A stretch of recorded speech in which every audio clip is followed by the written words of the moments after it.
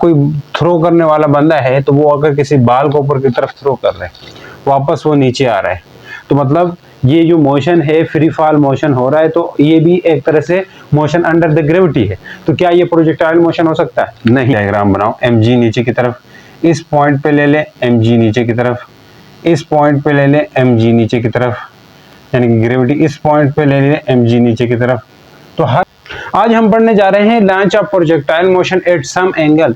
इससे पहले हमने पढ़ा था प्रोजेक्टाइल मोशन हॉरिजॉन्टली थ्रो करें तो उससे कैसा होगा, लेकिन आज हम पढ़ेंगे projectile motion for an object launch at some angle with horizontal. Horizontal के साथ किसी एंगल के थ्रू अगर हम किसी प्रोजेक्टाइल को लॉन्च करें किसी सम इनिशियल वेलोसिटी और किसी एंगल के साथ अगर किसी चीज को थ्रो करें तो हॉरिजॉन्टल एक्सिस के साथ, तो तब जो प्रोजेक्टाइल का मोशन होगा उस चीज को हम स्टडी करने जा रहे हैं। इससे पहले हम किसी क्लिप्स के ऊपर से अगर हॉरिजॉन्टली किसी प्रोजेक्टाइल को लॉन्च करें तो उससे क्या कैसे मोशन होता था उसको हम पढ़ रहे थे। तो आज का जो टॉपिक होगा इसमें हम क्या पढ़ेंगे कि अगर किसी प्रोजेक्टाइल को यानी कि हॉरिजॉन्टल एक्सिस के अलोंग थ्रो करें, हॉरिजॉन्टल एक्सिस के अलोंग थ्रो कर रहे हैं तो इसका मतलब ये नहीं कि ये वर्टिकल एक्सिस के अलोंग नहीं जा रहा है, जाता है, लेकिन हॉरिजॉन्टल एक्सिस के साथ कुछ एंगल बनाता हुआ जाता है। तो कहने का मतलब ये है कि अगर किसी प्रोजेक्टाइल को लॉन्च करें विद सम इनिशियल वेलोसिटी, अगर ये कोई प्रोजेक्टाइल का पाथ है, इससे पहले वाले लेक्चर में हमने डिस्कस किया था प्रोजेक्टाइल का जो पाथ होता है, प्रोजेक्टाइल क्या होता है, ये सब हमने वहां डिस्कस किया है। ठीक है, प्रोजेक्टाइल का जो पाथ होता है उसको हमने ट्रेजेक्ट्री का नाम दिया था कि ट्रेजेक्ट्री है ये क्या है जी, ट्रेजेक्ट्री है। अगर ये ट्रेजेक्ट्री है तो इसका मतलब ये है कि अगर हम किसी प्रोजेक्टाइल को सम इनिशियल वेलोसिटी, किसी इनिशियल वेलोसिटी vi से हम थ्रो करें, शर्त ये है कि जाना ये इस तरफ चाहिए था लेकिन इस तरफ नहीं जाएगा क्योंकि इसके कंपोनेंट्स बनेंगे, यहाँ पे कंपोनेंट्स बनेंगे। ठीक है जी। और ये जो प्रोजेक्टाइल मोशन है इसमें कोई भी बॉडी जो है ना under the influence of force of gravity move कर रही होती है और इनर्शिया के इन्फ्लुएंस में भी, तो वो हमने डिस्कस किया है। ग्रेविटी के अंडर मूव कर रही है तो इसका मतलब ये है कि यहाँ जो मोशन है उस मोशन के दौरान एक फोर्स लगेगी जो वर्टिकली डाउनवर्ड होगी, that is equal to the mass of body, वो बॉडी के मास के इक्वल होगी। लेकिन इन सभी बातों के ऊपर आगे भी चल के मजीद डिस्कस करेंगे। लेकिन अब के लिए क्या है कि हमने इस प्रोजेक्टाइल को लॉन्च किया विद सम इनिशियल वेलोसिटी, कुछ इनिशियल वेलोसिटी हमने इसको दे दी, लेकिन होगा क्या यहाँ पे इसको ये इनिशियल वेलोसिटी देने से ये जाना तो इस तरफ चाहिए था लेकिन नहीं जा रहा। फिर क्या हो रहा है कि इसके कंपोनेंट्स बनते हैं, जो हर पॉइंट्स पे देखें, अगर हम यहाँ इस पॉइंट पे बात करें तो इसके जो कंपोनेंट्स बनेंगे वो एक हॉरिजॉन्टल कंपोनेंट होगा, एक वर्टिकल कंपोनेंट होगा। ये इनिशियल है, स्टार्टिंग पॉइंट है, यानी कि ये प्रोजेक्टिंग पॉइंट है, यहाँ से हमने प्रोजेक्ट किया है, तो इसलिए ये इसका जो इनिशियल वेलोसिटी का जो कंपोनेंट होगा vix होगा। vix का मतलब है initial horizontal component of velocity. ये क्या है, vix क्या है, यहाँ पे एक है vix होगा, वो क्या है, इनिशियल हॉरिजॉन्टल वेलोसिटी है along, बस हॉरिजॉन्टल लिखा तो ठीक है। अब यह जो कंपोनेंट है viy है, viy यहाँ पे कैसा कंपोनेंट बन गया, इनिशियल वर्टिकल कंपोनेंट या इनिशियल वर्टिकल वेलोसिटी है ये। ठीक है। अब ये जो प्रोजेक्टाइल है ये ऊपर तो जाना चाह रहा था इसी रास्ते से, ये जो डायरेक्शन मैंने बताया ये है, लेकिन यहाँ पहुंचने के बाद इसके मजीद फिर दो कंपोनेंट्स बनते हैं, हर पॉइंट पे बनते हैं। ठीक है जी। एक वर्टिकल कंपोनेंट होगा, एक हॉरिजॉन्टल कंपोनेंट होगा। यहाँ पे जाके ये कुछ इस तरह जाना चाहेगा लेकिन वर्टिकल कंपोनेंट इस तरफ, हॉरिजॉन्टल इस तरफ होगा। इन सब के ऊपर हम बात करने जा रहे हैं, आगे चल के हमने बात करेंगे इसके ऊपर। ये दो कंपोनेंट्स यहाँ तो बन रहे हैं अभी तक, लेकिन हम इनिशियली देखेंगे कि यहाँ जो प्रोजेक्टाइल मोशन हो रहा है वो under the action of force of gravity हो रहा है। ठीक है। इन दोनों कंपोनेंट्स के इफेक्ट में मूव करने की वजह से इसका पाथ ऐसा हो जाता है, पैराबोलिक होता है। ठीक है। अब यहाँ पे दो कंपोनेंट्स बने, लेकिन ये जो प्रोजेक्टाइल का मोशन साथ में हुआ ये under the action of force of gravity हुआ है। इसका मतलब है हर कोई under the motion under the action of force of gravity हो जाए, यानी कि ग्रेविटी के प्रेजेंस में कोई भी मोशन है उसको हम प्रोजेक्टाइल मोशन नहीं कह सकते। जैसा कि अगर आप कोई थ्रो करने वाला बंदा है तो वो अगर किसी बाल को ऊपर की तरफ थ्रो कर रहे हैं, वापस वो नीचे आ रहा है, तो मतलब ये जो मोशन है फ्री फॉल मोशन हो रहा है, तो ये भी एक तरह से मोशन अंडर द ग्रेविटी है। तो क्या ये प्रोजेक्टाइल मोशन हो सकता है? नहीं, प्रोजेक्टाइल मोशन ये नहीं होगा, क्योंकि यहाँ पे इसके सिर्फ एक ही कंपोनेंट एक कर रहा है, वर्टिकल कंपोनेंट हो रहा है, वर्टिकल कंपोनेंट ये। तो प्रोजेक्टाइल मोशन के लिए ये शर्त है कि वर्टिकल के साथ हॉरिजॉन्टल कंपोनेंट भी होना चाहिए वेलोसिटी का, और मोशन अंडर द ग्रेविटी भी होना चाहिए। तो चले अब इस इनिशियल हॉरिजॉन्टल वेलोसिटी और इनिशियल वर्टिकल वेलोसिटी को हम डिस्कस करने जा रहे हैं। अब यहाँ अगर ध्यान करें तो कंपोनेंट्स बन रहे। अगर ये पॉइंट O है, मैं ऊपर वाले मिटाता हूँ ताकि आपको थोड़ी सी डायग्राम क्लियर दिखे। इस तरह की डायग्राम हम आगे बहुत सारी बनाते जाएंगे, ठीक है। तो अब ये जो कंपोनेंट, ये पॉइंट O है, हमने क्या क्या इसके हमने पैरेलल शिफ्टिंग करके ये एक कोई ट्राइंगल बना दी। अब इसको मैं अगर अच्छे से करके बनाऊं तो यहाँ पे ये कंपोनेंट्स अपने वेलोसिटी के साथ साथ ये कोई ट्राइंगल इस तरह बनती हुई दिखाई देगी, ठीक है जी। अब ये जो कंपोनेंट है O, मान ले A B है, यहाँ पे ये कंपोनेंट है, तो ये क्या है VIX, ये क्या है VIY, और ये क्या है VI है। तो ये कंपोनेंट्स बन रहे हैं इसके। बात समझ आई कि नहीं? अब हम इनिशियल वर्टिकल कंपोनेंट और इनिशियल हॉरिजॉन्टल कंपोनेंट निकाल लेंगे, फिर हम एक बात कंक्लूड करेंगे यहाँ से, वो क्या होगी उसके ऊपर भी डिस्कस कर रहे हैं। अब देखें, जो अगर हम यहाँ से cos थीटा करके निकालें तो हॉरिजॉन्टल कंपोनेंट निकलेगा। देखिए cos थीटा किसके इक्वल होता है? cos थीटा इक्वल होता है बेस बाय हाइपोटेन्यूज, ठीक है। तो बेस क्या करेंगे जी? बेस क्या है यहाँ पे? बेस है ये वाला कंपोनेंट VIX और हाइपोटेन्यूज VI है। तो यहाँ से जो आपको initial horizontal component of velocity है वो मिल जाएगा। वो क्या होगा? अगर मैं इसको लिखूं, VI को इधर ले आए, VI cos थीटा हो जाएगा और ये VIX होगा। तो ये initial horizontal component of velocity होता है। सिमिलरली अगर हम वर्टिकल कंपोनेंट की बात करें तो इसके लिए हम क्या लगाएंगे? वर्टिकल कंपोनेंट के लिए साइन थीटा लगाएंगे। तो साइन थीटा किसके इक्वल होगा बच्चों? साइन थीटा इक्वल होगा परपेंडिकुलर डिवाइड बाय बेस के, हाइपोटेन्यूज के बराबर होगा, ठीक है। तो sine theta equal to perpendicular क्या चीज है? VIY है, हाइपोटेन्यूज क्या है? VI है। तो यहाँ से वर्टिकल कंपोनेंट भी मिलेगा, इनिशियल वर्टिकल कंपोनेंट भी मिलेगा। वो क्या होगा? VI sine theta equal to VIY। ये दो कंपोनेंट्स मिल गए। अब इन दोनों कंपोनेंट्स की क्या खास बात है? खास बात ये है कि ये इनिशियल वर्टिकल कंपोनेंट है और इनिशियल हॉरिजॉन्टल कंपोनेंट है। इन दोनों में ये है कि इनिशियल हॉरिजॉन्टल कंपोनेंट, चाहे वो प्रोजेक्टाइल आप हॉरिजॉन्टली के लिए किसी क्लिफ के ऊपर से लॉन्च करो या किसी हॉरिजॉन्टल एक्सिस के साथ किसी एंगल के साथ लॉन्च करें, दोनों सूरतों में इसका जो कंपोनेंट है वो थ्रू आउट द ट्रेजेक्ट्री या throughout the motion same रहता है। यानी कि ये जो कंपोनेंट है, यहाँ पे अगर VI cos थीटा है, VIX क्या है? VI cos थीटा है, तो यहाँ पे भी आके जो किसी टाइम t बाद तब भी ये क्या होगा?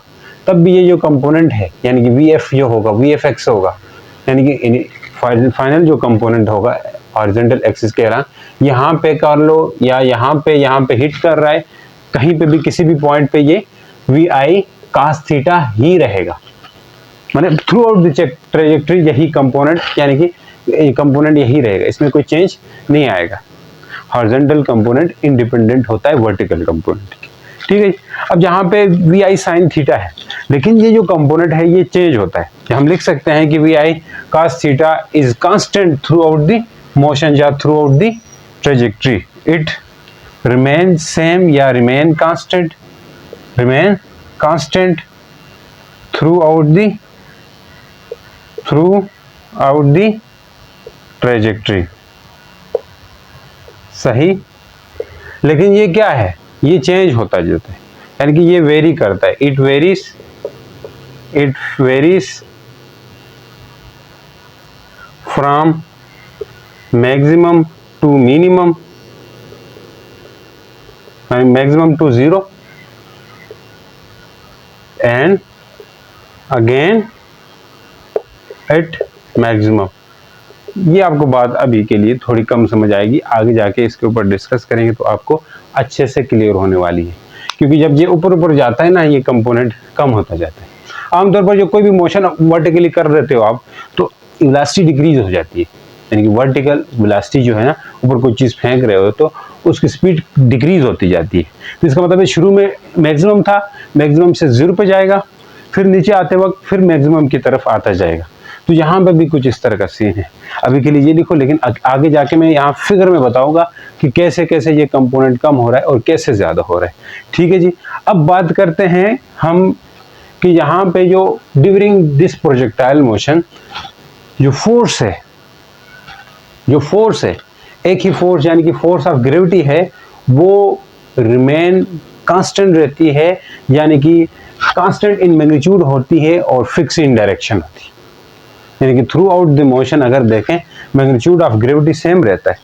Gravity means equal to the weight of body, यानी कि जो वेट है बॉडी का वही इक्वल टू होगी ग्रेविटी के, उतनी ही ग्रेविटी इसके ऊपर लगेगी। वो जो ग्रेविटी लग रही है थ्रू आउट द ट्रेजेक्ट्री, उसका मैग्नीट्यूड और डायरेक्शन सेम रहेगी और वो ऑलवेज एक्ट करेगी वर्टिकली डाउनवर्ड। तो हम लिख सकते हैं कि जो वेट ऑफ बॉडी है वो ऑलवेज एक्ट कर रहा है वर्टिकली डाउनवर्ड। ठीक है सर, जो वेट ऑफ बॉडी है वो ऑलवेज एक्ट कर रहा है वर्टिकली डाउनवर्ड। तो वेट ऑफ बॉडी अगर वर्टिकली डाउनवर्ड एक्ट कर रहा है तो इसका मतलब क्या है? इसका मतलब ये है कि जो ग्रेविटी है वो हमेशा नीचे की तरफ लग रही है। तो अब देखिएगा कि जो वेट ऑफ बॉडी है वो क्या है?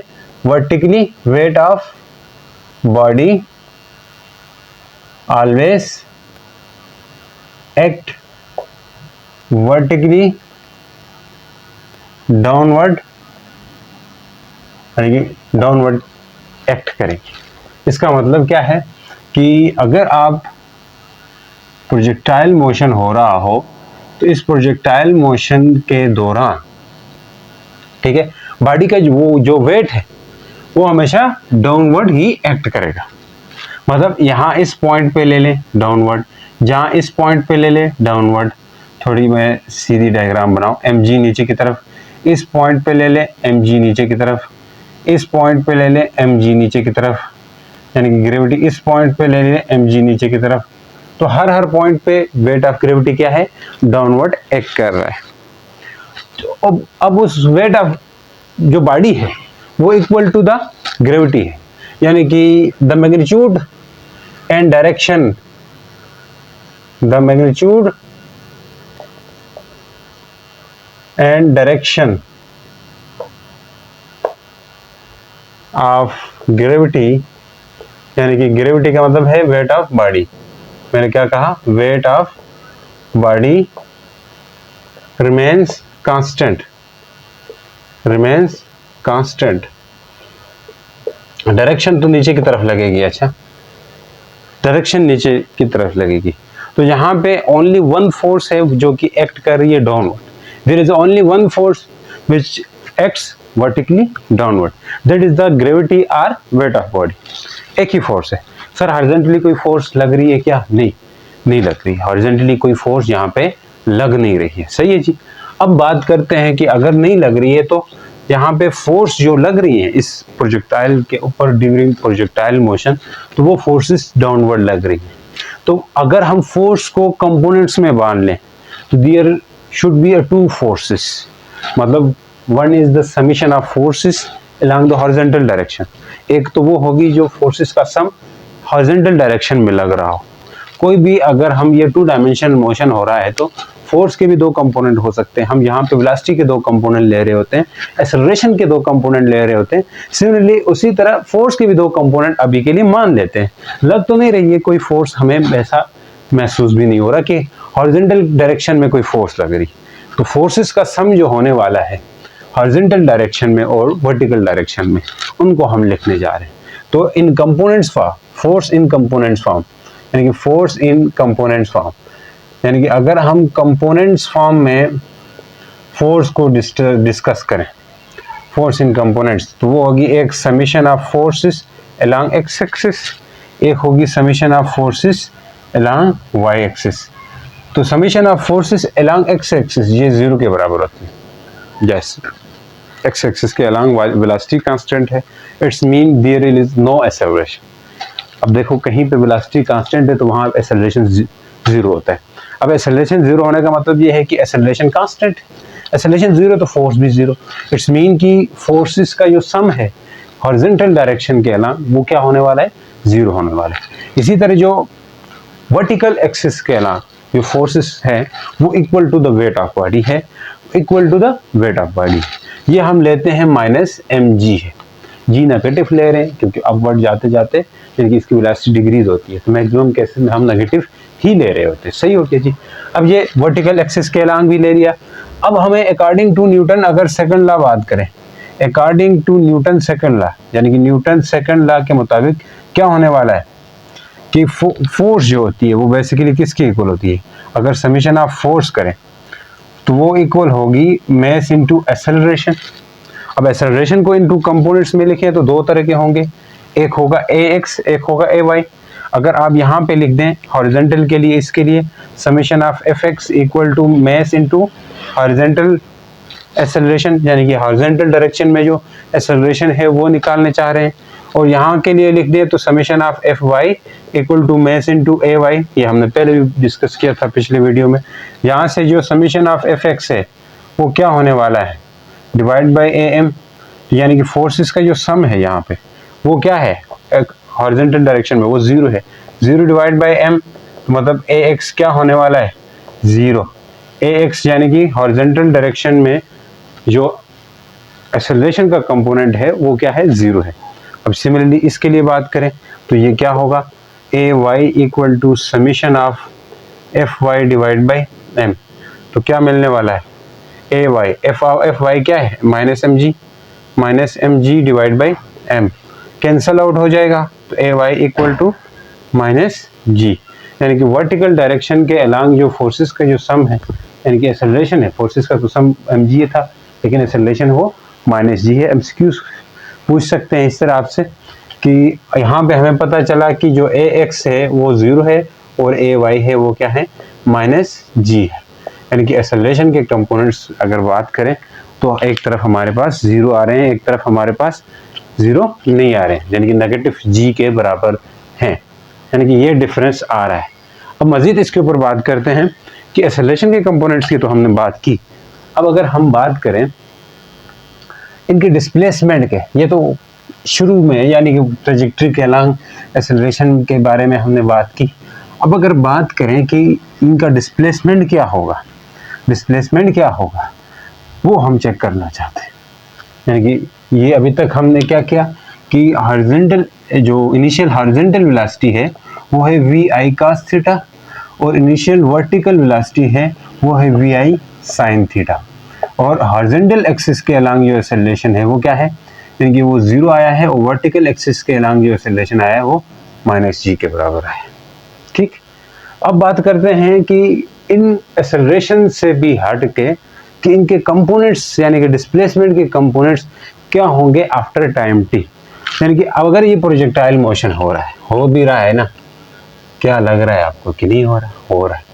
ये अगर कोई प्रोजेक्टाइल मोशन है तो अब इस प्रोजेक्टाइल मोशन में जो इसका जो डिस्प्लेसमेंट है माने वो भी, उसके भी दो कंपोनेंट्स बनेंगे।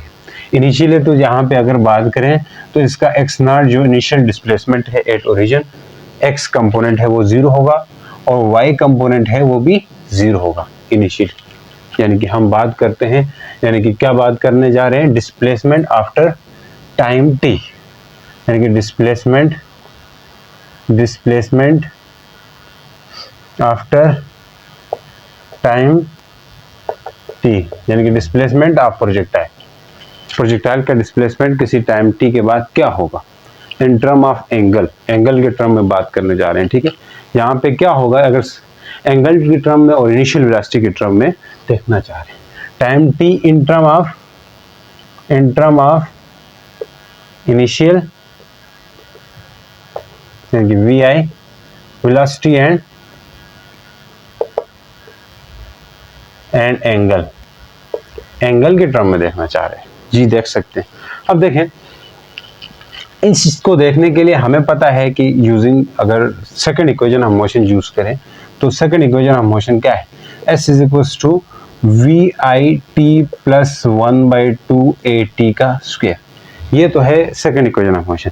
अगर इसको हम कंपोनेंट वाइज लिखें तो कंपोनेंट में एक होगा हॉरिजॉन्टल एक्सिस, एक होगा वर्टिकल एक्सिस, दो कंपोनेंट्स होंगे इसके, ठीक है जी। अब अगर हॉरिजॉन्टल कंपोनेंट की बात करें तो वो होगा x इज इक्वल्स टू, उठो जी, x इज इक्वल्स टू, यहाँ पे क्या होगा, v है, vi है तो क्या होगा vix। देखो इनिशियल वेलोसिटी हम वो वाली लिखेंगे जो अलोंग हॉरिजॉन्टल एक्सिस थी, इनिशियल वेलोसिटी वो लिखनी है, और टाइम होगा प्लस 1/2 एक्सेलरेशन, हॉरिजॉन्टल एक्सिस के अलोंग जो एक्सेलरेशन है उसको हम लिखेंगे। अगर हमें हॉरिजॉन्टल एक्सिस के अलोंग डिस्प्लेसमेंट चाहिए आफ्टर टाइम t, तो सिमिलरली यही केस यहाँ के लिए होगा। इसके लिए y हम ले लेते हैं, तो V I Y T plus 1/2 a y t का स्क्वायर होने वाला है। अब यहाँ पे पुट करें, आपको पता है कि वी आई एक्स किसके इक्वल है, वो है वी आई कास थीटा के, वो हमने लिखा है, और ए एक्स किसके इक्वल है, 0 के इक्वल है। इसको इसमें पुट करें तो x इक्वल आने वाला है V I cos theta into T plus 1/2, इसकी जगह पुट कर दिया वी एक्स की जगह, ए एक्स की जगह 0 करें इंटू टी का स्क्वायर, तो x is equal to V I cos theta into T. तो टाइम के लिहाज से हमारे पास इनिशियल यानी कि आफ्टर टाइम टी डिस्प्लेसमेंट आ गया अलोंग हॉरिजॉन्टल एक्सिस के अलोंग, यानी कि प्रोजेक्टाइल का डिस्प्लेसमेंट आ गया। अब वर्टिकल एक्सिस के लिए भी हमने जो एजम्पशंस मानी थी अभी पीछे पढ़ के आए, तो वी आई वाई क्या है, वो है वी आई साइन थीटा, और ए वाई क्या चीज़ है, ए वाई है माइनस जी बराबर। ये जो ए वाई है वो है हमारे पास वर्टिकल डायरेक्शन में जो एक्सेलरेशन है वो माइनस जी के बराबर है। जो हॉरिजॉन्टल डायरेक्शन में जो एक्सेलरेशन है ए एक्स, वो तो 0 था, अभी हमने पढ़ा था, वो तो क्या था, 0 था। और यहाँ पे जो इनिशियल कंपोनेंट था वी आई एक्स, वो है, वो क्या था, वी आई कास थीटा, और जो इसके अलांग वर्टिकल एक्सिस के अलांग जो एक्सेलरेशन था यानी कि वेलोसिटी थी वी आई वाई, वो थी वी आई साइन थीटा, ये हमने पीछे निकाला भी था, ठीक। अब यहाँ इसको पुट करें तो y मिलने वाला है, y किसके इक्वल होगा, V I sine theta into T plus 1/2 a की जगह माइनस जी इंटू टी का स्क्वायर, तो ये y किसके इक्वल आएगा, V I sine theta into T minus 1/2 G T का स्क्वायर आएगा, ठीक है, जी टी का स्क्वायर आएगा, क्योंकि दो कंपोनेंट्स हमने लिख दी, एक आ गया वर्टिकल, एक आ गया हॉरिजॉन्टल कंपोनेंट। लेकिन ये भी हमारे उसके लिए आगे के काम के लिए चाहिए, तो हम इनको भी लिख लेते हैं साइड पे। यानी x किसके इक्वल आया, V I cos theta T, cos theta into T, Y क्या है, V I sine theta T minus 1/2 G T का स्क्वायर। ये हमारे पास कंपोनेंट आ गया वर्टिकल डिस्प्लेसमेंट के आफ्टर टाइम टी के। मतलब ये चीज़ें आगे काम आने वाली है यार, मतलब डिस्प्लेसमेंट कहीं इधर जा करके ना टाइम टी गुजर गया, फिर डिस्प्लेसमेंट क्या होगा, क्योंकि ये इंस्टेंटेनियस डिस्प्लेसमेंट है। प्रोजेक्टाइल मोशन का क्या है, इंस्टेंटेनियस डिस्प्लेसमेंट है किसी एक खास पॉइंट तक। अगर आगे अगले स्पेशल केसेस मिलने वाले हैं, मतलब यहाँ टॉप मोस्ट पे जाके क्या होगा, मैक्सिमम आखिर में जाके या कितना डिस्प्लेसमेंट होगा, यानी कि रेंज क्या होगी, हाइट तक जो टाइम लेगा वो कितना लेगा टॉप मोस्ट पॉइंट तक पहुंचने के लिए, फिर यानी कि time of flight total time कितना लेगा, ये सब मिलने वाला है, ये सब हम फाइंड करेंगे, ठीक है जी। तो चलिए, यानी कि ये डिस्प्लेसमेंट था। अब इसके ऊपर आपके खास तौर पर मैं बताना चाहूँगा, इसके लिए एक और वीडियो भी बनेगी, इसके ऊपर हमने बात करेंगे, किस चीज़ के बारे में बात करेंगे, उसमें हम इससे जुड़े क्वेश्चंस के बारे में जो कि प्रीवियस ईयर में आए हों और इम्पॉर्टेंट हो, उन क्वेश्चंस को करने के बाद आपको इन टॉपिक्स के बारे में और नॉलेज मिलने वाली है। मैं इस तरह आपको पढ़ाना चाहूँगा कि इसके बाद आप यहाँ पढ़ने के बाद आपको किसी क्लासेस की ज़रूरत नहीं पड़ेगी, मतलब कोई एक्स्ट्रा क्लासेस जाके यानी कि ऑफलाइन में जा कर के आपको पढ़ने की ज़रूरत नहीं पड़ेगी, घर बैठ के आपको अच्छी तरह आप तैयारी कर सकेंगे। ये मेरी पूरी कोशिश रहेगी, ठीक है, आप लोगों के साथ। तो आप लोगों ने भी मेहनत करना है। अगर इससे जुड़े रिलेटेड कोई आपको ऐसा मटेरियल चाहिए जिससे आप क्वेश्चन और कर सके, एमसीक्यूज और कर सकें, तो आप कमेंट सेक्शन में बताएं। खास तौर पर मैं आपको व्हाट्सएप के थ्रू, या व्हाट्सएप चैनल है मेरा, उसके थ्रू मैं आपको ये चीज़ें प्रोवाइड करूंगा ताकि आप प्रैक्टिस कर सकें, फिजिक्स की अच्छी से अच्छी तैयारी हो सके आपके लिए, ठीक है जी। तो अब बात करते हैं किसके बारे में, यानी कि यहाँ पे कंपोनेंट्स तो आ गए। अब अगर हम बात करें वेलोसिटी प्रोजेक्टाइल की, ठीक है जी, प्रोजेक्टाइल की वेलोसिटी के बारे में बात करें तो किसी टाइम टी बाद क्या होगा, जिस तरह हमने वेलोसिटी के बारे में बात की थी, तो इसी तरह यहाँ पे आफ्टर टाइम टी, यानी कि वेलोसिटी क्या होगी, instantaneous velocity, velocity after time T, या इसको इंस्टेंटेनियस वेलोसिटी भी कहते हैं, ठीक है जी। इंस्टेंटेनियस वेलोसिटी क्या होगी, तो ये भी बड़ा सिंपल है। तो जैसे हम इसके लिए first equation of motion use करते हैं, तो वी एफ इक्वल होगा V I plus A T के। इसके कंपोनेंट्स की फॉर्म में अगर इसको लिखना चाहें तो वो होगा V F X equal to V I, यानी यहाँ पे दो कंपोनेंट्स होंगे V I X plus A X into T. Similarly अगर हम बात करें वर्टिकल के लिए, V F Y equal to V I Y plus A Y into T. सही। अब यहाँ पे इन रिस्पेक्टेड इक्वेशंस में आप पुट करेंगे वैल्यूज को, यानी कि वी आई एक्स की वैल्यू पुट कर दें और ए एक्स की पुट करें अगर आपको वर्टिकल चाहिए ना। तो वी आई एक्स हमने निकाला हुआ है वो किसके इक्वल है, वी आई कास थीटा के, और ए एक्स आपने भी निकाला हुआ है 0 है।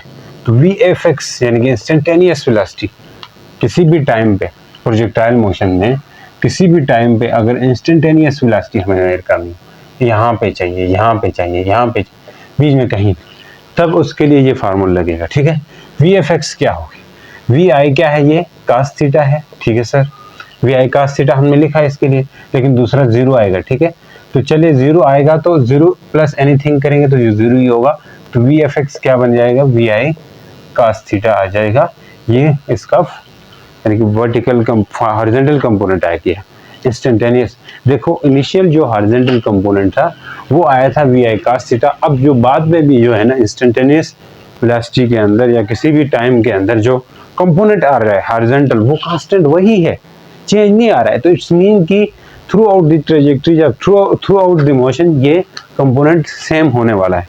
अब बात करते हैं वर्टिकल कंपोनेंट की, तो इसमें भी वी आई वाई जो है वो क्या है, यानी कि वर्टिकल एक्सिस के अलांग जो कंपोनेंट है वी आई वाई, तो वो है वी आई साइन थीटा है, हमने प्रूफ कर लिया है। जो ए वाई है वो क्या है, माइनस जी के बराबर है। अगर इनको भी इस इक्वेशन में पुट कर दें तो वी एफ वाई क्या मिलने वाला है, वी आई साइन थीटा, अर्थात इसमें अगर जी आएगा और टी हो जाएगा। जी किस लिए आया, क्योंकि ए वाई की जगह मैंने जी पुट करते तो जी टी आ जाएगा। तो ये हमारे पास कंपोनेंट इसका आ गए। लेकिन रुकें ज़रा, ये जो कंपोनेंट्स हैं ये इंस्टेंटेनियस वेलोसिटी के कंपोनेंट्स हैं जो हॉरिजॉन्टल एक्सिस और वर्टिकल एक्सिस के अलांग क्या होंगे। अब अगर हमें कोई नेट मैग्नीट्यूड पूछे वेलोसिटी का किसी एक पॉइंट पे, तब हमें क्या करना होगा, तब उसके लिए अगर हम बात करें किसी एक पॉइंट पे भी, तो वहाँ पे इन दोनों कंपोनेंट्स का सम होगा। वो कैसे देखें, क्योंकि हमने कहा कि टेंजेंशियल रहती है, जो नेट वेलोसिटी है वो क्या रहती है, टेंजेंशियल रहती है। अगर यहाँ की बात करें तो वेलोसिटी तो प्रोजेक्टाइल तो जाना ऐसे चाहेगा, जाना तो ऐसे चाहेगा, नजर आ रहा है या वाजे करके बताऊं, मैं वाजे करके बताता हूँ। प्रोजेक्टाइल जो है वो कैसे जाना चाहेगा, टेंजेंशियल होती है इसकी वेलोसिटी। लेकिन फिर भी होता क्या है कि अगर किसी एक कंपोनेंट की बात करें, यहाँ पे प्रोजेक्टाइल ने ऐसे जाना होता है, लेकिन ये मजबूरन इस वाले रास्ते पे आता है। वो क्यों, क्योंकि यहाँ पे दो कंपोनेंट्स होते हैं, एक वर्टिकल हॉरिजॉन्टल एक्सिस के अलांग होता है। कौन सा कंपोनेंट होता है, हॉरिजॉन्टल एक्सिस के अलांग होगा जो वी एफ एक्स से होगा। एक वर्टिकल एक्सिस के अलांग जो कंपोनेंट है वो क्या होगा, वी एफ वाई होगा, और ये इसका एंगल होता है। नेट वेलोसिटी जो है ना वी, वो ये होती है। लेकिन इन दोनों कंपोनेंट के कंबाइंड इफेक्ट की वजह से वो जो पार्टिकल है, वो जो एक्चुअल रास्ता है उसके बजाय वो इस रास्ते के बजाय वो इस रास्ते से आ जाता है, क्योंकि ये वाला कंपोनेंट इसको नीचे ला रहा होता है, ये वाला कंपोनेंट इसको नीचे ला रहा होता है, इस वजह से जा रहा होता है। अब अगर हमें कोई पूछे कि इसी एक पॉइंट पे इसका मैग्नीट्यूड क्या होगा वेलोसिटी का, तो हम यहाँ पे हमें ट्राइंगल दिख रही है, तो वो हम इधर ले आएंगे VFY। तो अब इस ट्राइंगल के अंदर ये हमारे पास एंगल है, ये वाली साइड परपेंडिकुलर होगी, ये वाली साइड बेस होगी, और ये V हाइपोटेन्यूज होगी। ये मैं यहाँ पे बनाता हूँ, V क्या है, ये हाइपोटेन्यूज होगी। तो हम इसके लिए फाइंड करेंगे। तो चलिए अब ये जो दो कंपोनेंट्स आए हैं इनको हम यूज करेंगे कि एक आया हमारे पास VFX है, एक है VFY है। तो इनको यूज करते हुए हम अपना रिजल्टेंट वेलोसिटी निकाल लेंगे। वो कैसे, अब देखें, जो रिजल्टेंट होगा वो होता है हॉरिजॉन्टल और वर्टिकल का सम, यानी VFX का सम प्लस VFY का सम। ठीक है, ये आपने वेक्टर वाले चैप्टर में पढ़ा हुआ है। अगर किसी को नहीं समझ तो यहाँ हम पाइथागोरस थ्योरम लगाते हैं। इस ट्राइंगल के ऊपर कौन सा थ्योरम लगाएंगे, पाइथागोरस थ्योरम लगाएंगे। देखें, पाइथागोरस थ्योरम लगा के ये चीज आ जाएगी आपके पास। कैसे, हाइपोटेन्यूज का स्क्वायर इक्वल टू क्या होता है, बेस का स्क्वायर प्लस परपेंडिकुलर का स्क्वायर। ठीक है जी। अब इस हाइपोटेन्यूज के ऊपर से स्क्वायर हटाना है। हाइपोटेन्यूज क्या है यहाँ पे, देखो ये एंगल है, तो ये हाइपोटेन्यूज ये बेस होगी, VFX क्या है, बेस है। तो ये हाइपोटेन्यूज है V का स्क्वायर इक्वल टू, यहाँ पे क्या होगा, VFX क्या है, VFX बेस है ना, ये बेस VFX है, तो VFX का स्क्वायर प्लस परपेंडिकुलर क्या है, VFY का स्क्वायर है। तो आप रूट करें, क्योंकि हमें V स्क्वायर नहीं बल्कि V चाहिए, तो रूट काटेंगे तो ये V किसकी इक्वल आएगा, VFX का स्क्वायर प्लस VFY का स्क्वायर होने वाला है। लेकिन इन दोनों का स्क्वायर करेंगे तो हमें यानी कि मैग्नीट्यूड निकलेगा वहाँ का। लेकिन हम इसको मजीद एक्चुअल में पुट करना चाहते हैं, तो ये फिर से क्या होने वाला है, फिर से हो जाएगा। इसमें पुट करने से values actual accurate most accurate values आएंगे आपके पास देखने। V किसकी इक्वल आएगा जी, VFX क्या है, VFX आपके पास है जी, VFX आपके पास है VI cos थीटा, तो VI cos थीटा हमने लिखा, इसका स्क्वायर भी क्या, VFY क्या है, VI sin theta into minus GT का स्क्वायर। स्क्वायर ओपन कर दीजिएगा, ठीक है, या वैल्यूज पुट करके भी आप निकाल सकते हैं। ठीक है, न्यूमेरिकल में आए तो इसका यूज हम करेंगे। अब अगर यहाँ ये डायरेक्शन चाहिए तो डायरेक्शन हम इसमें जो डायरेक्शन है वो हॉरिजॉन्टल कंपोनेंट के लिहाज से लेते हैं, यानी कि VFX के लिहाज से डायरेक्शन हम निकाल लेंगे। तो VFX के लिहाज से हम डायरेक्शन निकाल लेंगे, याद रखें। अब ये जो कंपोनेंट आए हैं इनको भी लिख लेते हैं साइड पे। एक कंपोनेंट आया है VFY, जो कि क्या है VI sin theta minus GT, एक है VFX, वो क्या है VI cos थीटा, ये तो सेम है उसी तरह। तो चलिए इनको भी मैं मिटा देता हूँ। अब अगर डायरेक्शन चाहिए तो हम क्या करेंगे, डायरेक्शन के लिए क्या करेंगे, क्योंकि डायरेक्शन अगर हमें चाहिए, direction of resultant velocity, resultant velocity की डायरेक्शन अगर हमने निकालनी है तो वो क्या होगी, वो हम निकालेंगे थीटा यानी कि टेन थीटा से। Tan theta equal to perpendicular divide by क्या करेंगे, यानी कि बेस। परपेंडिकुलर यहाँ पे क्या है, आप इस ट्रायंगल से बताओगे, परपेंडिकुलर VFY और बेस क्या है, VFX है, VFY डिवाइड बाय VFX। ये करके ना इसको इससे डिवाइड करेंगे, इसको उधर भेज दें तो tan theta equal to tan inverse of VFY divide by VFX होगा। अब VFY आप फाइंड कर चुके हैं, पुट कर सकते हैं, यानी कि VI sin theta minus GT है, उधर हम फाइंड किया था, ये है VI cos थीटा। इन दो को यहाँ पे पुट करने से ये रिजल्टेंट जो वेलोसिटी है उसकी डायरेक्शन आ गई। ठीक है जी, उम्मीद कर रहे हैं ये चीज़ें समझ आ रही है आहिस्ता आहिस्ता से।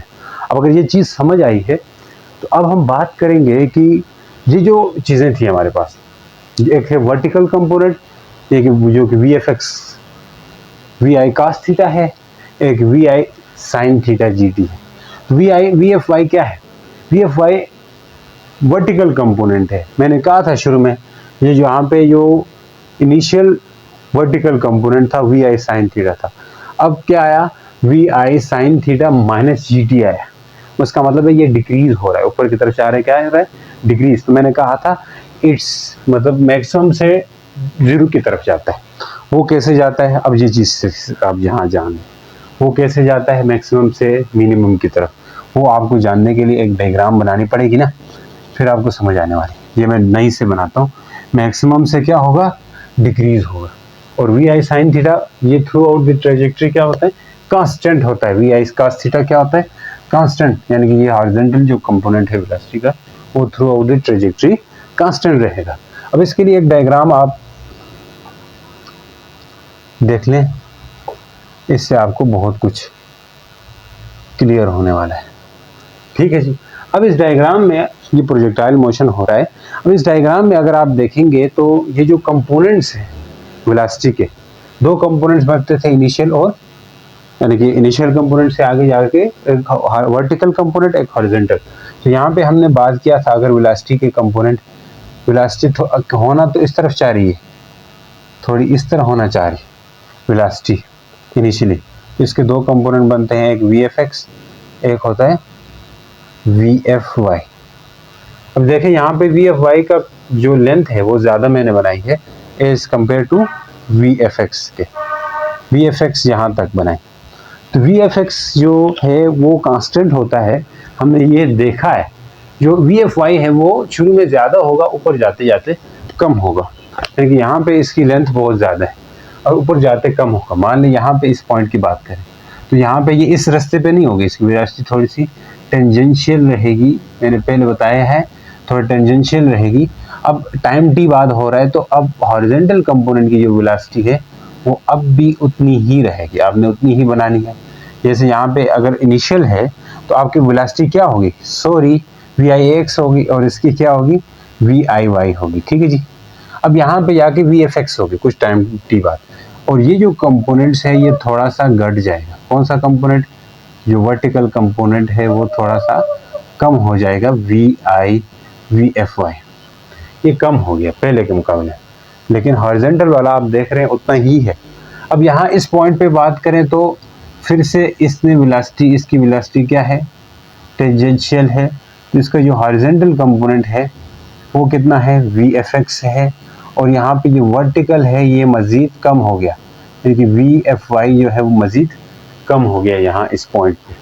अब इस पॉइंट की बात करें तो यहाँ पे जस्ट एक कंपोनेंट रहेगा, वो है वी एफ एक्स, और वी एफ वाई जीरो होता है। वी एफ वाई क्या होगा, जीरो। तो eight the top most point पे वी एफ वाई क्या हो जाता है बच्चों, जीरो हो जाता है। अब यही मैं बताना चाह रहा था कि ये वेरी करता है, वी एफ वाई है वो वेरी करता है। जब जहाँ से आगे आप जाएंगे तो फिर से ये जो आपका हॉरिजॉन्टल कंपोनेंट है वो उतना ही रहेगा, तो वर्टिकल कंपोनेंट फिर से जन्म लेगा ना, फिर से ये आएगा, यानी कि वर्टिकल कंपोनेंट। अब यहाँ पे आगे जाते जाएंगे तो ये बढ़ता जाएगा। हॉरिजॉन्टल मैंने कहा थ्रू आउट द ट्रेजेक्ट्री उतना ही उसका मैग्नीट्यूड रहता है, लेकिन वर्टिकल का मैग्नीट्यूड जो है वो चेंज होता रहता है। वर्टिकल कंपोनेंट का मैग्नीट्यूड चेंज होता रहता है, हॉरिजॉन्टल का सेम होगा लेकिन वर्टिकल का क्या होगा, चेंज होगा। तो वर्टिकल कंपोनेंट है वो वेरी कर रहा है। At the top most point V F Y क्या है, जीरो है, यानी कि वेलोसिटी वहाँ पे एक कंपोनेंट रह रहा है वेलोसिटी का।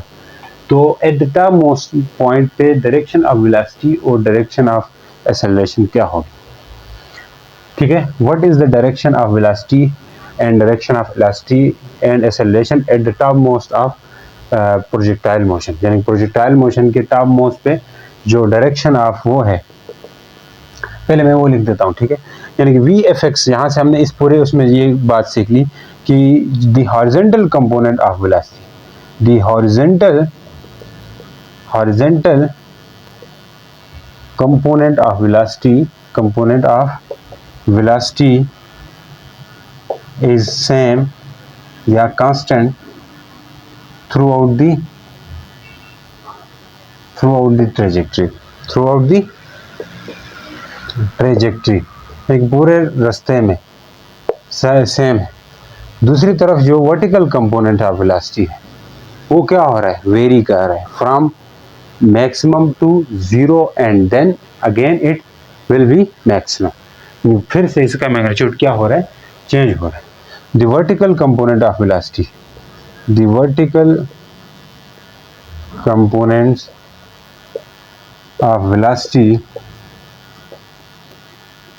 it varies from point to point, मोटी मोटी बात लिख लेते हैं, लेकिन जो एक नई बात आपने की है यहाँ पे, at the top most point the vertical component of velocity becomes zero, यानी कि at the top most point, at the top most point during projectile motion,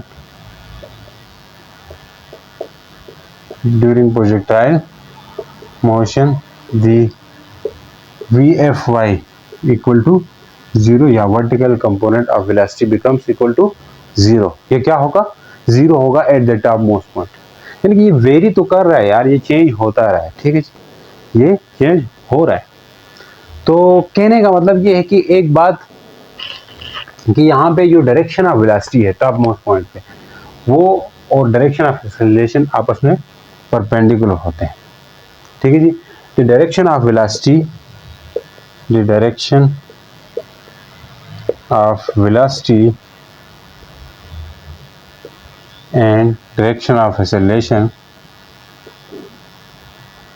acceleration बोलो या ग्रेविटी बोलो, या acceleration बोलें एंड ग्रेविटी या वेट भी लिख सकते हैं, ग्रेविटी और वेट इज 90 डिग्री, यानी कि वेट या ग्रेविटी के साथ भी 90 डिग्री होती है और एक्सेलरेशन के साथ भी 90 होती है। एक्सेलरेशन भी वर्टिकली डाउनवर्ड, वेट और ग्रेविटी भी डाउनवर्ड एक्ट कर रही होती है, लेकिन उस टाइम पे VFX हॉरिजॉन्टल डायरेक्शन में होता है और VFY जीरो हो जाता है, इसलिए इनके बीच में क्या होता है, 90 डिग्री का एंगल रहता है, 90 डिग्री का एंगल रहता है। उम्मीद करता हूँ ये चीज़ समझ आ रही है यार, ईजी है इसी चीज़ें, ठीक है जी। हिम्मत नहीं हारनी, अगर हिम्मत हारी तो फिर अच्छा नहीं होगा। अब बात करते हैं हम नेक्स्ट चीज़ की तरफ, जो कि क्या है हमारे पास, कि इससे जुड़े यानी कि टाइम ऑफ सबमिट क्या होगा, टाइम ऑफ फ्लाइट क्या होगा, और जो मैक्सिमम हाइट है वो क्या है, उसको कैसे निकालना है, और जो हॉरिजॉन्टल रेंज है उसको कैसे निकालना है, ये चीज़ हम सीखने वाले हैं। तो चलिए बने रहिएगा, ठीक है जी। मैक्सिमम रेंज या टाइम ऑफ फ्लाइट, ये चीज़ें कैसे हम फाइंड कर सकते हैं। अच्छा, ये चीज़ें नहीं मिटानी चाहिए थी, ये चीज़ें मैंने मिटा दी। तो क्या था यहाँ पे, x इक्वल था VI cos थीटा t था, y इक्वल था VI sin theta t -1/2 GT का स्क्वायर। बहुत थोड़ा हिल रहा होगा, एक तो पंखा लगाया हुआ है थोड़ा थोड़ा, फिर भी हिल रहा है क्योंकि स्टैंड जो है पंखे के नीचे रखा हुआ है, ठीक है, इस वजह से हिल रहा है। तो अब बात करते हैं time of submit. Time of submit या हम मैक्सिमम टाइम, या time to reach maximum height, या टाइम ऑफ सबमिट क्या होती है, सब चीज़ें बात करेंगे। इसमें थोड़ा सा धीरज रखें, सब्र रखें, सब्र का मुजाहरा करें, सबको हम पढ़ेंगे आसान तरीके से, उसके दो जितने मेथड्स होते हैं उन सबको करेंगे। टाइम ऑफ सबमिट क्या है? The time, it is the time which projectile reach at highest point, यानी कि वो टाइम है जिसमें प्रोजेक्टाइल हाईएस्ट पॉइंट पे पहुंच जाता है from the point of projection, यानी कि पॉइंट ऑफ प्रोजेक्शन से जो हाईएस्ट पॉइंट तक जो टाइम चाहिए होता है प्रोजेक्टाइल का, वो है टाइम ऑफ सबमिट। मतलब क्या है कि अगर ये रहा प्रोजेक्टाइल, तो इस प्रोजेक्टाइल का ये है पॉइंट ऑफ प्रोजेक्शन, मान ले, इससे लेके ये टॉप मोस्ट पॉइंट तक जो टाइम चाहिए होता है, तो वो होता है टाइम ऑफ सबमिट। वो क्या होगा? Time of submit. It is a time, it is time required to projectile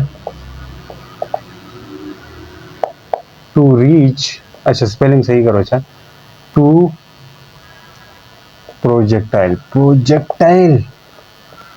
to reach at highest point, नींद तो नहीं आ रही, हाईएस्ट पॉइंट, यानी कि हाईएस्ट पॉइंट तक पहुंचने के लिए जो टाइम चाहिए होता है वो क्या है? वो है टाइम ऑफ सबमिट।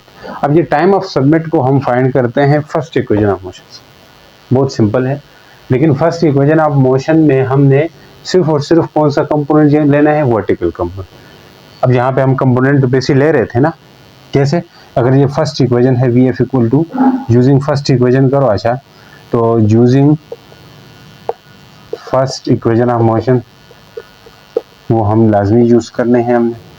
तो वी एफ किसके इक्वल है, V I plus A T के थे, लेकिन यहाँ पे डायरेक्ट इसमें पुट नहीं करना है, इसको कंपोनेंट वाइज लिखो, फिर आपको अंदाज़ा हो जाएगा कि हम क्यों वर्टिकल ले रहे हैं, क्यों हॉरिजॉन्टल नहीं ले रहे हैं।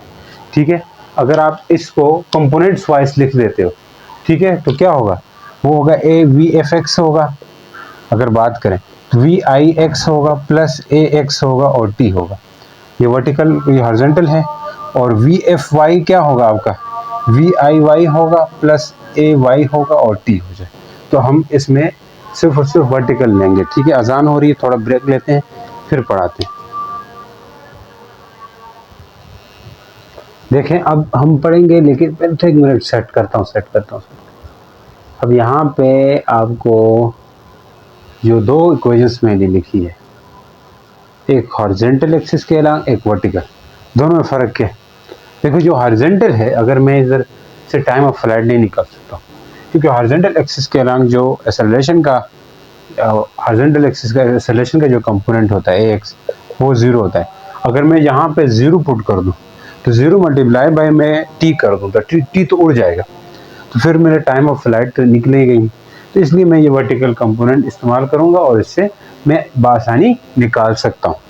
तो क्या है कि वी एफ वाई क्या है, वी एफ वाई, अब ये टाइम, हमने टाइम ऑफ सबमिट निकालना है, तो हमारा जो जर्नी है ये ओ से लेके मान ले ए तक है।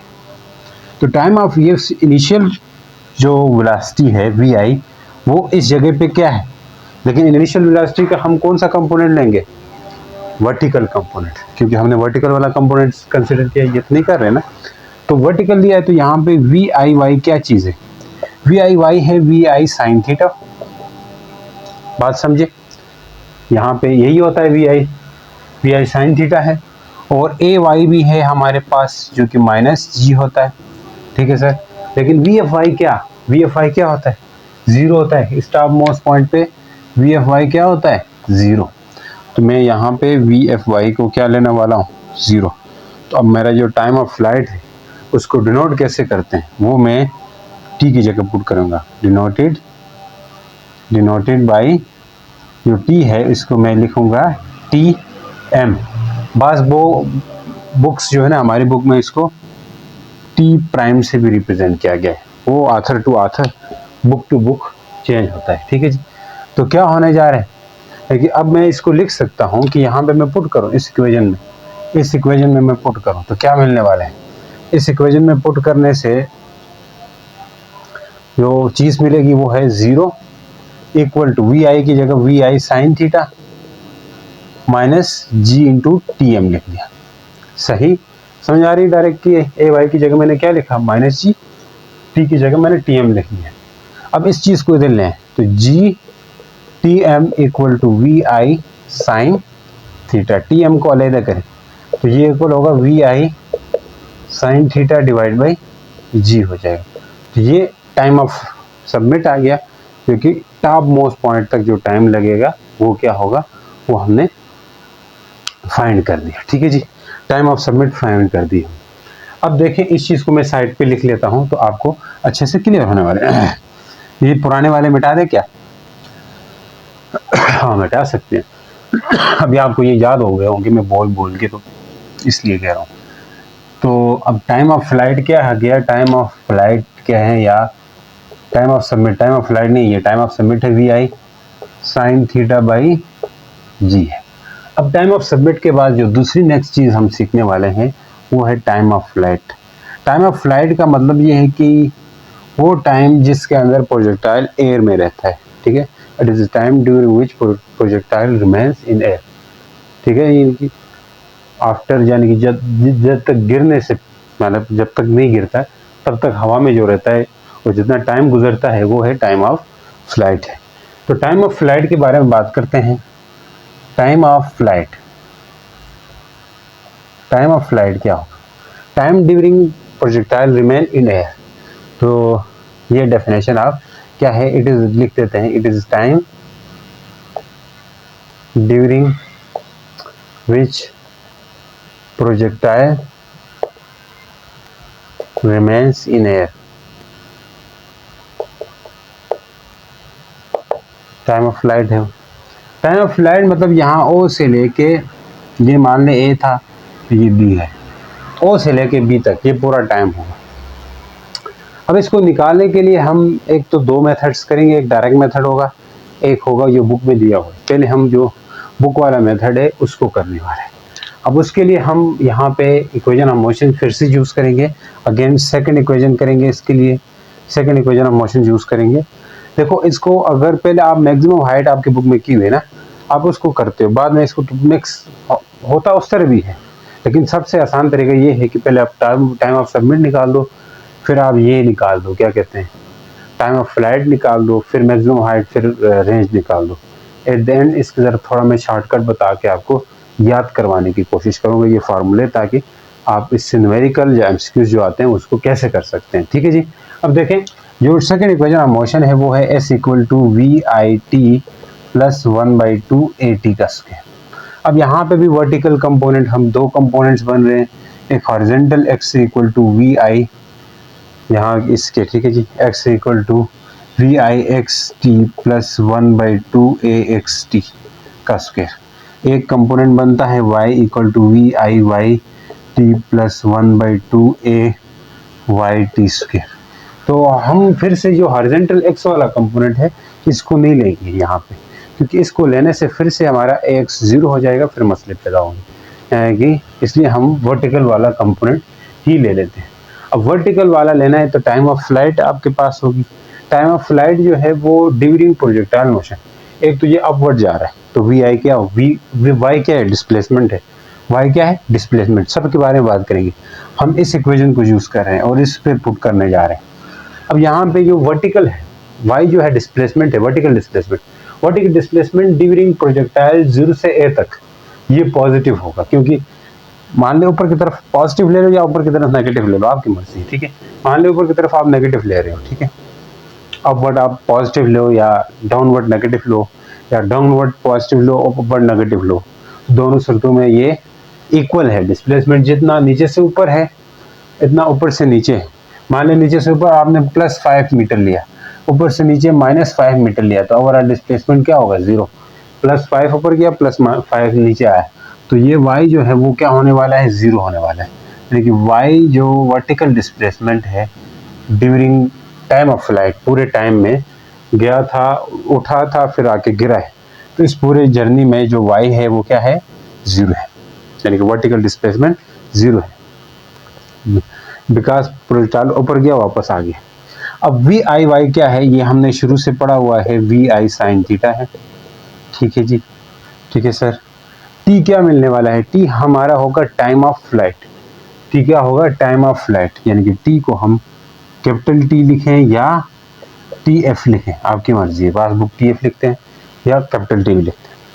और ए वाई क्या पुट करेंगे जी, -g पुट कर देंगे। तो इससे हमारे जो टाइम ऑफ फ्लाइट है ये फाइंड होने वाला। अब उस इक्वेशन में पुट कर दें, इस इक्वेशन में पुट करते हैं तो 0 equal to V I sine theta, और टी की जगह टी एफ लिख देता हूँ, +1/2 -g इंटू टी एफ का स्क्वायर। बात समझियो कि नहीं समझो, -g और टी एफ का स्क्वायर हो गया। अब इस माइनस वाली चीज़ को इस तरफ ले आए तो आपको मिलने वाला क्या है, ये माइनस हो रहा है तो इसको इधर लाएंगे तो प्लस होगा, क्योंकि ये माइनस हो रहा है। चलो अगले स्टेप में करते हैं, V I sine theta T F +-1/2 G T F का स्क्वायर होगा। अब इसको इस तरफ लेकर के, इस तरफ लाने से क्या होगा कि आपका जो वो है माइनस है वो प्लस में चला जाएगा। तो देखें इसको मैं डायरेक्ट इधर लिखता हूँ, 1/2 जी टी एफ का square equal to V I sine theta into T F cancel हो जाएगा, एक रहेगा यहाँ पे, ऐसा नहीं है कि दोनों कैंसिल हो गए। GTF/2 equal to V I sine theta, तो टी एफ क्या होगा, 2vi sine theta by G multiply हो रहा था, उधर जाके डिवाइड हो गया। तो टाइम ऑफ फ्लाइट का हमारे पास फार्मूला आ गया। इससे पहले हमने क्या फाइंड किया था, टाइम ऑफ सबमिट TM। अब टाइम ऑफ फ्लाइट की वैल्यू क्या आई है, टाइम ऑफ फ्लाइट की वैल्यू आई है 2VI साइन थीटा बाई जी। देखें ये सेम है जैसे टाइम ऑफ सबमिट है, लेकिन एक चीज नहीं है, वो है 2 एक्स्ट्रा लग गया यहाँ पे, तो 2 नहीं था पहले, अब 2 लग गया।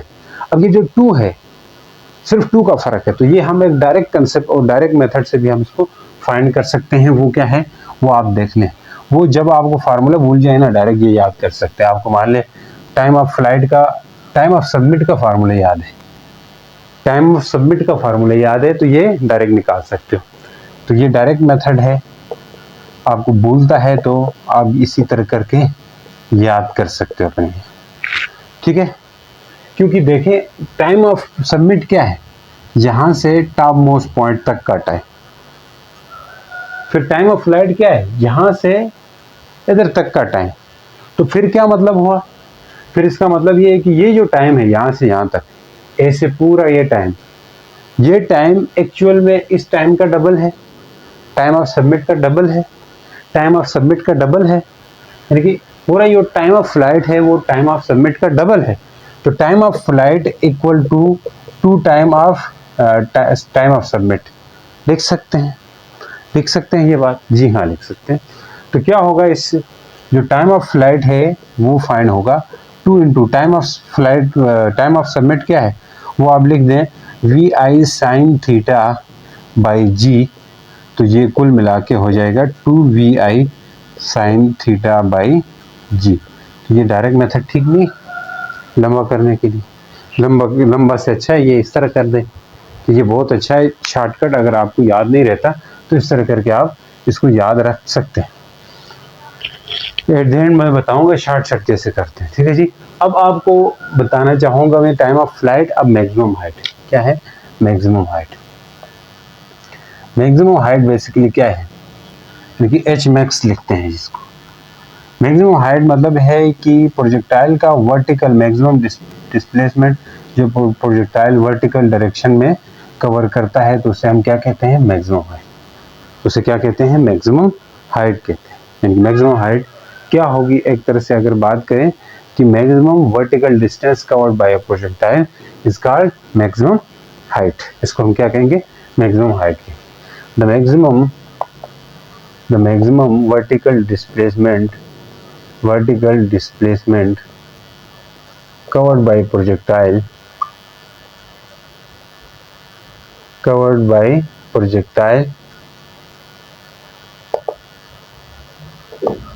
जिसको हम क्या कहते हैं, मैक्सिमम हाइट का नाम दे देते हैं। अब ये जो मैक्सिमम हाइट है इसको निकालने का बहुत आसान तरीके, एक तो आप वो उससे निकालते हो second third equation of motion से। अब अगर आप और तरीके से भी निकालना चाहें वो भी तरीके, फर्स्ट मेथड, पहले मेथड से कर रहा हूँ जो आपके बुक में है, जो अच्छा लगा वही करना, जो आपको अच्छा लगा वही करना, फर्स्ट मेथड। तो इसमें हम क्या करेंगे जी, थर्ड इक्वेशन ऑफ मोशन को यूज करेंगे, जो कि क्या है 2AS इक्वल टू VF का स्क्वायर माइनस VI का स्क्वायर। अगर इसको आप लिख देते हैं यानी कि S लिखते हैं, तो S यहाँ पे डिस्प्लेसमेंट है, तो टॉप मोस्ट वर्टिकल डिस्टेंस है, तो आपका जो S है वो क्या होने वाला है, SY होगा। S क्या होगा, SY वर्टिकल डिस्प्लेसमेंट, और ये मैक्सिमम हाइट होगी। देखो Y ले लो, SY होगा, SY ना बोलो, S जो है Y होगा। S को आप जब S होता तो आप क्या करते थे, एक X में एक Y में लिखते थे ना पीछे में, तो इसको Y कह दो। Y क्या है, Hmax है, मैक्सिमम हाइट है, ठीक है सर। जो एक्सेलरेशन है वहाँ पे AX लेना है, ना कि AX नहीं लेना बल्कि AY लेना है, जो कि माइनस G होगा। अच्छा, अब जो VF है उसको VFY ले लो, टॉप मोस्ट फाइनल यहाँ तक है तो VFY हो ले लेंगे, वो जो कि 0 आ जाएगी। VI क्या होगा, VI आपको पता है, VI में आपने लेना है इनिशियल कंपोनेंट जो कि वेलोसिटी का क्या था, VI वर्टिकल में लेना है, वो है VI साइन थीटा। सब कुछ आपको मिल गया, अब बस पुट करने की देरी है और इससे जो वैल्यूज निकलने वाली है आपको इसमें पुट कर दें। 2 माइनस आएगा G Hmax इक्वल टू 0 का square minus VI sine theta का स्क्वायर होगा। बात समझो, ये 0 है तो 0 ही रहेगा, minus 2GM max equal to minus V I का square sine square theta, minus minus cutting हो जाएगी। तो मैक्सिमम हाइट, ये आसान तरीका है, V I square sine square theta by 2g। तो इसको भी याद रखना है आपने कि मैक्सिमम हाइट का फार्मूला क्या होगा। तो वो है V I square sine square theta by 2g। इससे आप निकाल सकते हैं, यानी कि मैक्सिमम हाइट का फार्मूला क्या है। मैक्सिमम हाइट का साफ से लिखो ना, मैक्सिमम हाइट्स का स्क्वायर होगा V I square sine square theta by 2g। ये मैक्सिमम हाइट का फार्मूला है। ये प्रोजेक्टाइल मैक्सिमम हाइट कवर कर लेता है। उम्मीद करता हूँ ये चीज़ समझ आ रही। इसका एक और मेथड भी है, मेरे हिसाब से वो थोड़ा लंबा पड़ेगा। अगर ये समझ आ गया तो वो भी आपको समझ आने वाला है, यानी कि उससे भी आप निकाल सकते हो। यानी कि वर्टिकल डिस्प्लेसमेंट क्या था, उससे आप निकाल सकते हैं। सेकंड मेथड अगर करना चाहें तो कर सकते हैं, सेम आएगा। वर्टिकल डिस्प्लेसमेंट क्या है, एस। तो अगर एस लेना है तो थर्ड इक्वेशन ले रहे हैं, सेकंड इक्वेशन ले रहे हैं, V I T plus 1/2 A T square होता है। अगर इसको y में ले लें, वर्टिकल वाला ले लें, तो वी आई वाई होगा, t होगा, और प्लस 1/t। यहाँ पे हम लेंगे टाइम ऑफ, जो एक होता है ना टाइम ऑफ सबमिट, वो लेंगे, क्योंकि टाइम ऑफ सबमिट यहाँ से यहाँ तक होता है।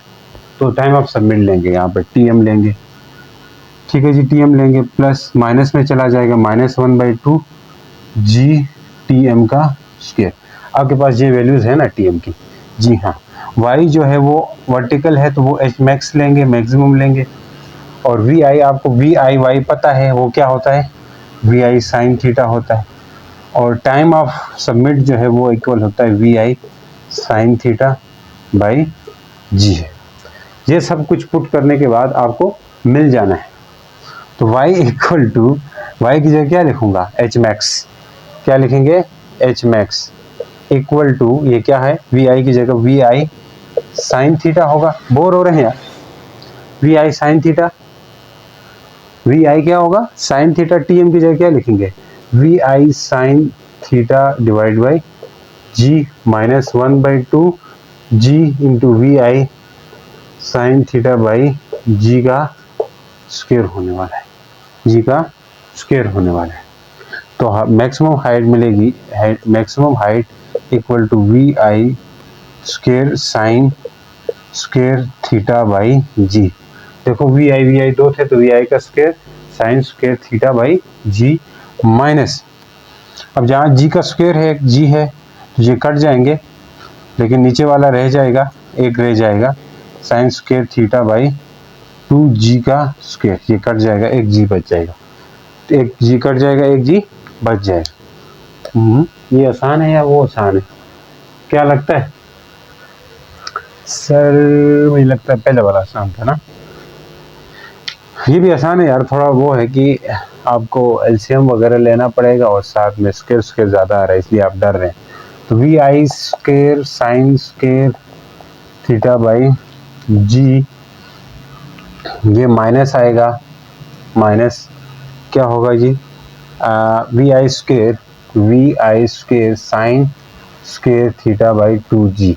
एलसीएम लेना होगा, एलसीएम क्या आएगा, 2g एलसीएम आएगा, ये 2 मल्टीप्लाई होगा, देखो g किसके नीचे है, सिंपल 2 मल्टीप्लाई होगा, 2vi square sine square theta minus, इधर कुछ भी मल्टीप्लाई नहीं होगा, साइन स्क्वायर थीटा जी।